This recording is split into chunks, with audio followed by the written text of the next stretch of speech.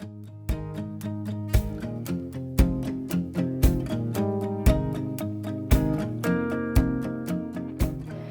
I'm Amanda Deckard. I'm the dietitian for the Child Nutrition Department. Welcome to Wayne Wellness Week. I'm here to talk a little bit about how to get healthier, especially in the era of COVID, and what we can do to really move yourself in the right direction for the new year. We're going to be talking about healthy grocery shopping. We're going to give you 3 easy, healthy recipes to do at home for your family or for yourselves. And then we're also going to be talking about healthy snacking at home. So the first thing that we want to talk about is grocery shopping. The first thing you want to do starts before going to the grocery store, and that's just making a list. Seems easy, but it can be hard. It takes a lot of time, it takes a lot of planning, but it's worth it in the end. It's going to save you money, it's going to save your waistline. You're not going to be making these impulse buys when you're going to the grocery store. What I do at home is I take an index card. I have a little menu board with clips on it, and I just write down my favorite recipes, what I want to do for the week, go over it with my husband, and make sure that it's things that we want to eat for the week. When we have a recipe that we love, then we save that index card, put it in a pile, and it makes it easier the next time of making a choice for what you want to have for dinner. The next thing that we do when we make our list is we use an app called the Reminders app, and we can share it with each other on our phones. So we make our list down. If we run out of something, you can just go on your phone, type it in, and the other person can see it. It saves us a lot of time, helps us from forgetting things at the grocery store. The next thing you want to do for grocery shopping is, if you're going into the store, the best thing to get the best ingredients for what you're going to have at home is shop the outside of your grocery store first. These are going to be the freshest ingredients, they're going to be the least amount of processed foods, and then you can go back into the inside of the grocery store to get those things that you need that are shelf-stable items. The last thing, which is really great and it's new in this time period, is online shopping. So what I do all my grocery shopping online right now. I set my pickup time to be right after work, and then I can just go straight from work to the store.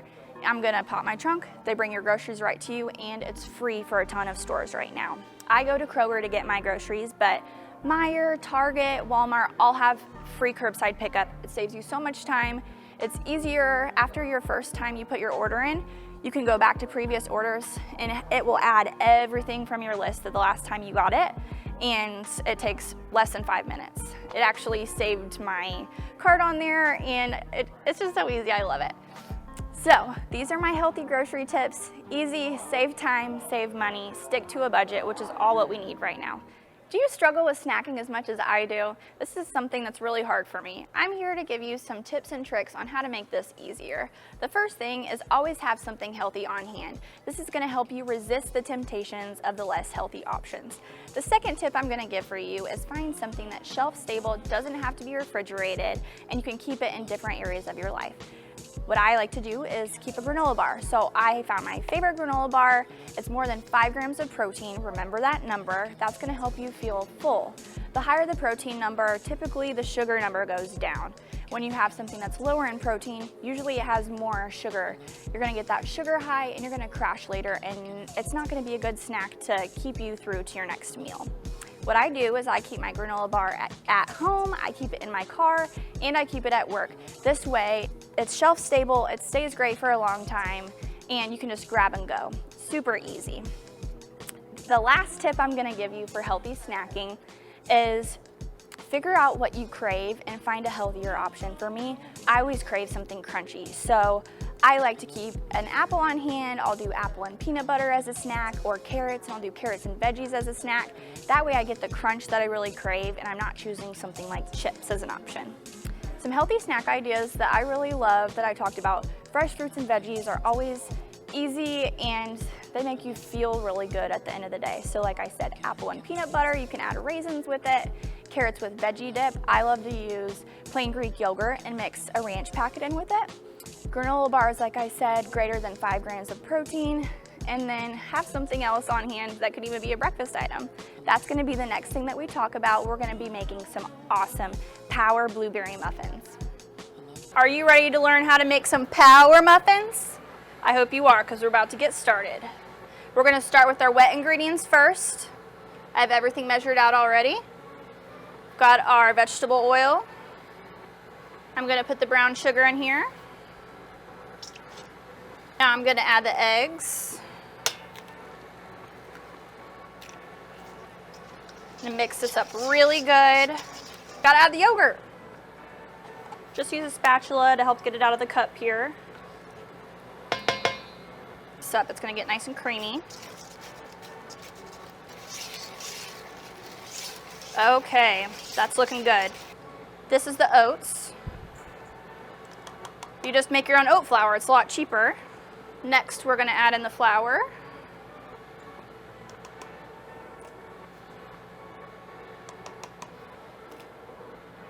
Little bit, just a pinch of salt. Helps bring out flavor. And then baking soda and baking powder. This is what's gonna make your muffins rise. And the reason you want to mix your dry ingredients really well is if you don't have these mixed in, your muffins are gonna rise unevenly. We're ready for the blueberries. Gonna add this right in here. And this is gonna coat them with the powder so they don't sink in your muffins. It's gonna help them stay and do a really consistent muffin mixture. Bring this back. I'm gonna start adding the dry mix to the wet mix. Same thing, just mix this in really good. I love these as leftovers too because the longer the blueberries sit in there, it kind of adds extra flavor, extra sweetness. I'm gonna put it in our pan. I actually don't use muffin liners in my pan. I'm gonna spray it with some Pam. You can also put butter. Just rub it in the bottom. But make sure you spray it really good because when you want the muffins to come out, I'm just gonna flip this over onto a cooling rack and they're gonna pop right out. I like baking it without the liner because it makes the outside of the muffins a little crispy. Get my scoops. All right. Each scoop you wanna make sure you have blueberries in there.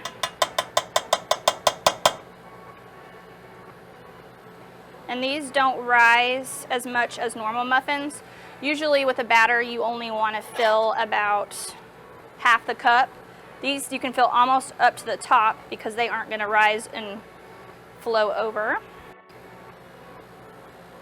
Make sure your oven is preheated. Wonderful. We're ready to pop these in the oven.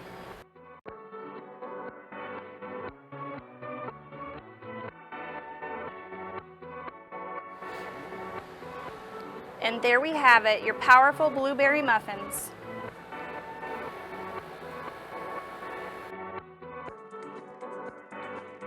We are about to make some shockingly tasty taco meat. This is a tried and true recipe for me at home. It takes less than 30 minutes. You can pop it in the freezer, reheat it later, and you have an easy meal for the family. The first step that we're gonna do, add just a little bit of oil to the pan to keep it from sticking.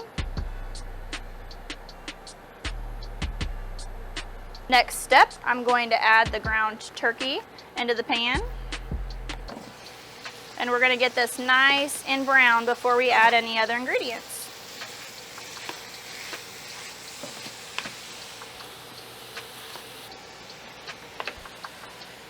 We're gonna sprinkle the dried onion over. It's gonna give it a nice flavor. We're gonna let this sit, get nice and browned.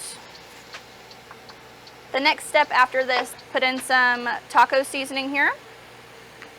Next ingredient is your salsa. Red Gold is my favorite brand. It's a little bit sweet. And then the next ingredient we're gonna add is some refried beans. I just used it right out of a can. So you're gonna mix it all up in here.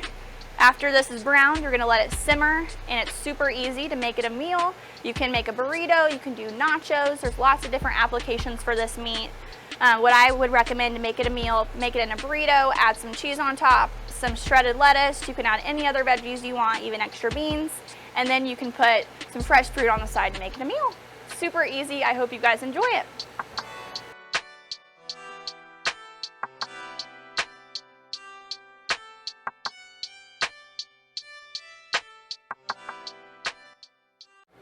One of my favorite recipes that's packed with flavor and keeps you feeling full is the sun-dried tomato chicken Florentine pasta.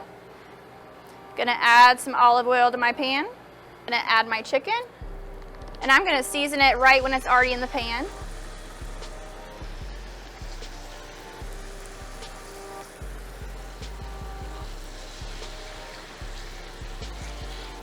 I am going to season with some cayenne pepper, poultry seasoning,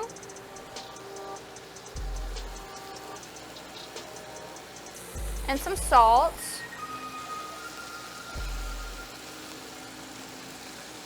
I'm gonna flip the chicken over just to really coat these well. After we remove the chicken from the skillet, we're gonna add some chopped garlic and our sun-dried tomatoes. There's already olive oil in the pan. We're gonna saute this for 2 to 3 minutes. Now we're gonna add in the sauce ingredients. We have our whole milk, half and half. Our chicken broth. And my favorite part, the cheese.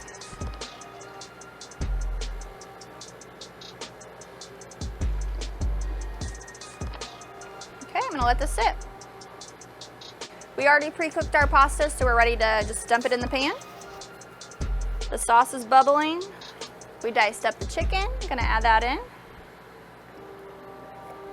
And the last ingredient here, we've got the spinach.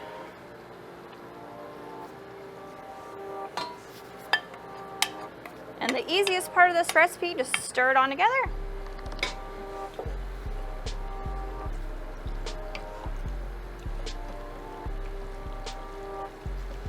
And here we have it. We have the sun-dried tomato chicken Florentine pasta. Enjoy.